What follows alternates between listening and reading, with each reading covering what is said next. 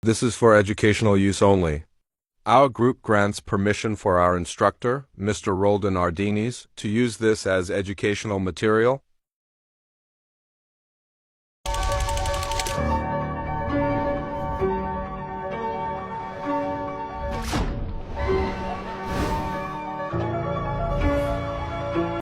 International trade alliances have transferred their trade practices and investment and income. President, have peace and be enslaved. So good day everyone, I am Det Cadet Jessa T. Gumba. So we are the group 2. So today we will talk about the global divides, the North and the South. So this concept help us to understand why countries are more developed and powerful while others continue to struggle with poverty, inequality, and limited resources. So the concept of the global divides, the North and the South, highlights the social, economic, and political inequalities that exist between countries. The global North generally refers to highly developed, industrialized, refers to wealthier nations such as United States, Canada, Western Europe, Japan, and Australia.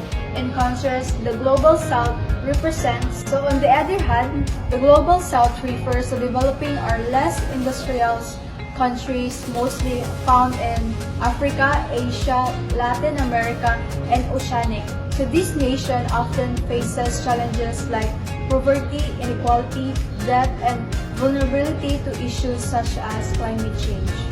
So in this presentation, we will define the term of Global South, differentiate it from the concept of the Third World, and analyze how new global relations have emerged, especially from the experiences of Latin American countries. So by the end of discussion, we will be better understand how the North and South divide continues to shape the world today and why it is important to work toward global fairness and cooperation. So, good morning everyone. I am Cadet Berdon and I'm going to discuss about the Global North.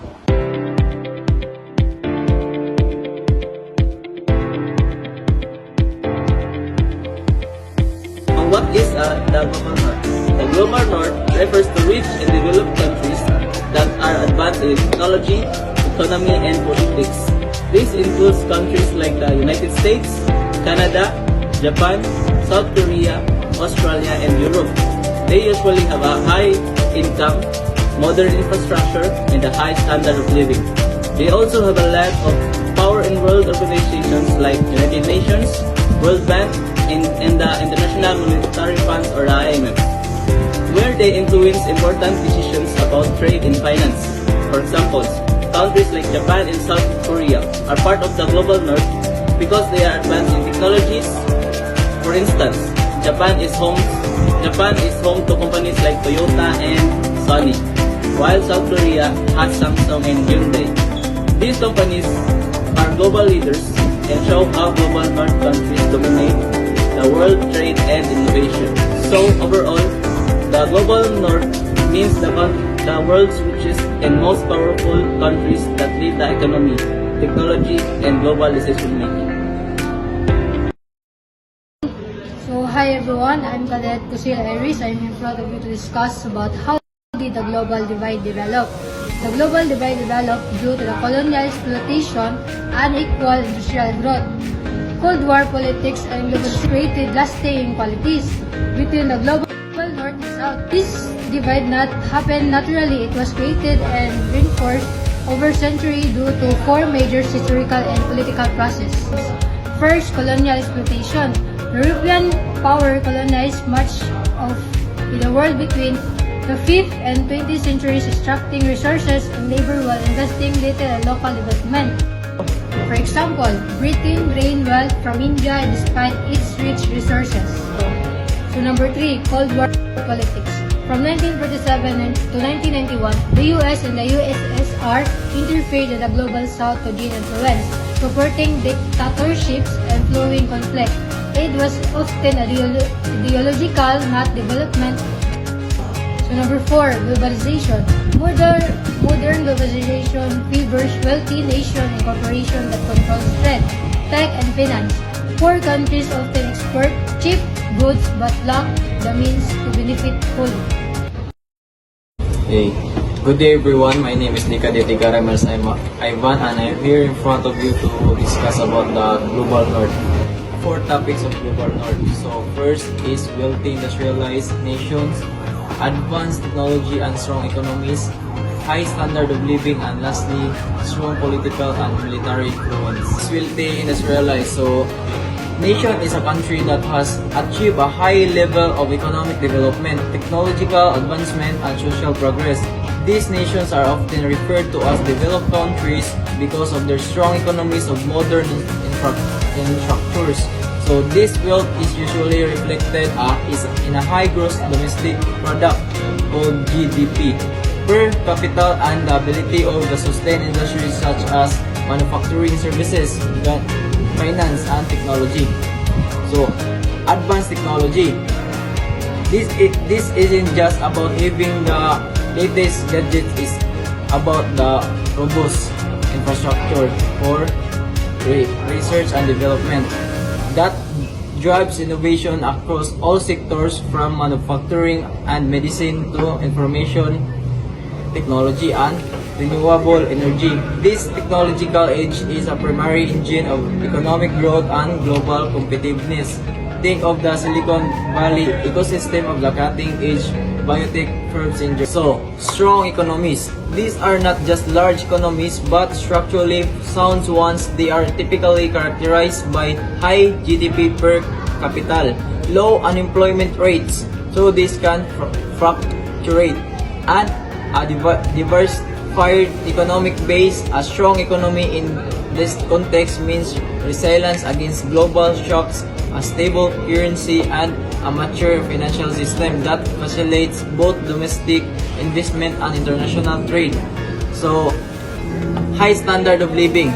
So, this pillar is measured by more than just income, includes access to universal healthcare, quality education, clean water, and robust social safety nets. It also encompasses non-economic factors like personal freedoms, environmental quality, and a high life expectancy.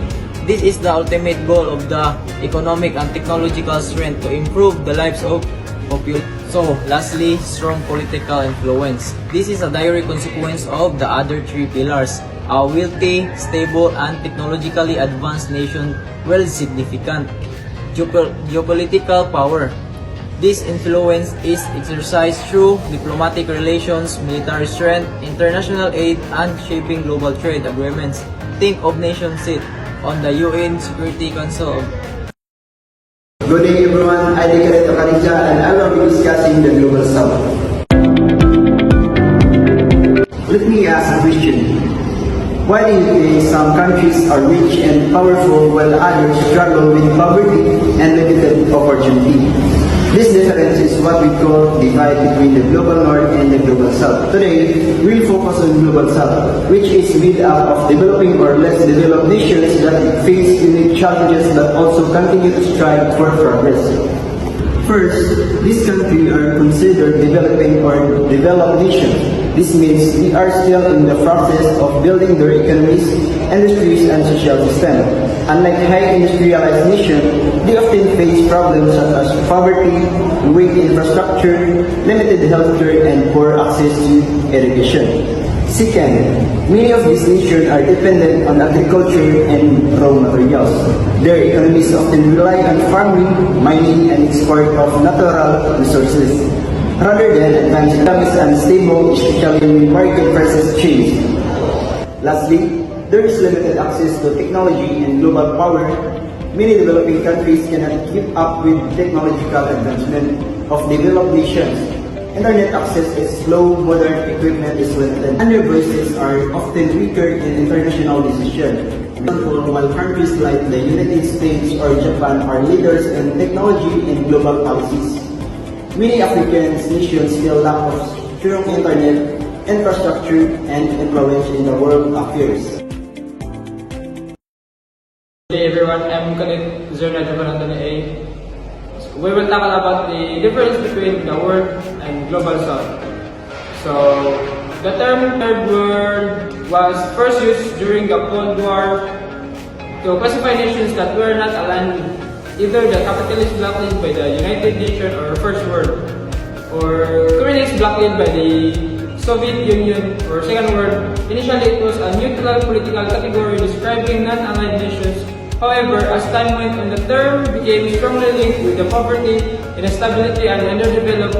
This negative association reduced diverse and dynamic countries to a single label that implied inferiority compared to the more industrialized or first world.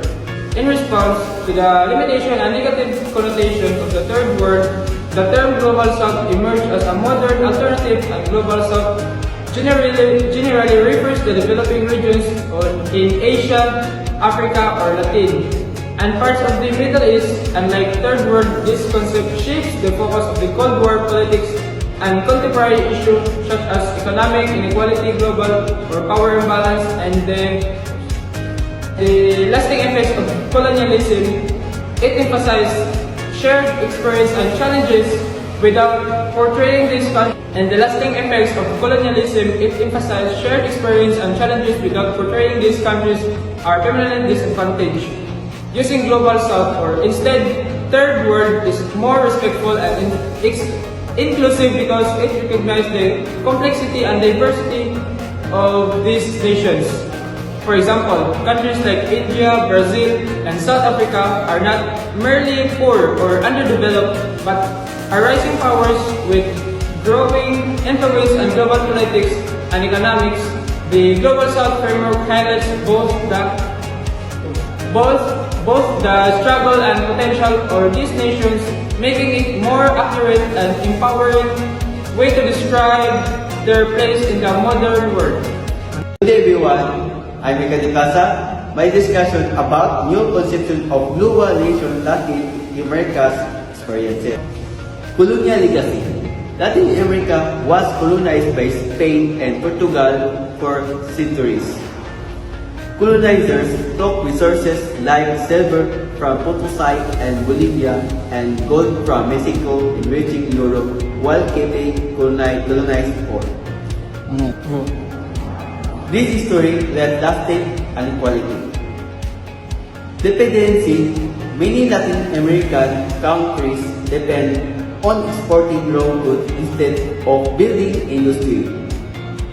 For example, Brazil exports coffee and soybeans while Venezuela relies on oil. If demand or prices for their economies suffer.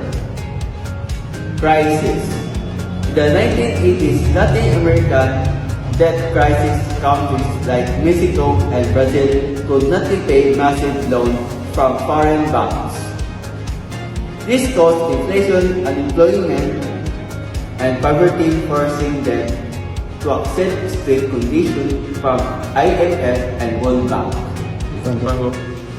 Unequal relations. The United States has often influenced Latin America for its own benefits.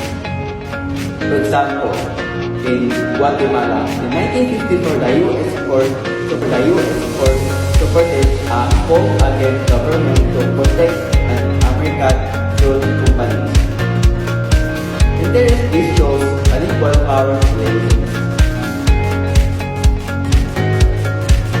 Dependency theory. Latin American thinkers like Andrew Gardner argued that poor countries stay poor because rich countries exploit them. For example, Chile exports copper cheaply but imports expensive finished electronics, keeping the countries dependent on global northern economies. Call for fairness. Latin America countries form organizations to demand more inequality. For example, Mercosur, a trade bloc of Brazil, Argentina, Uruguay, and Paraguay, was created to strengthen regional trade and reduce dependence on the US and Europe. Everyone, I'm Deck Cadet Laparat. and I'm discussing about the conclusion. The global North and South divides highlights enduring inequality in wealth, power, and development, while the concept of the global South emphasizes that struggle and resilience of developing nations. From the experience of Latin American, we see that new conception global relations can emerge ones that aim to build inclusively cooperation and a more balanced global order.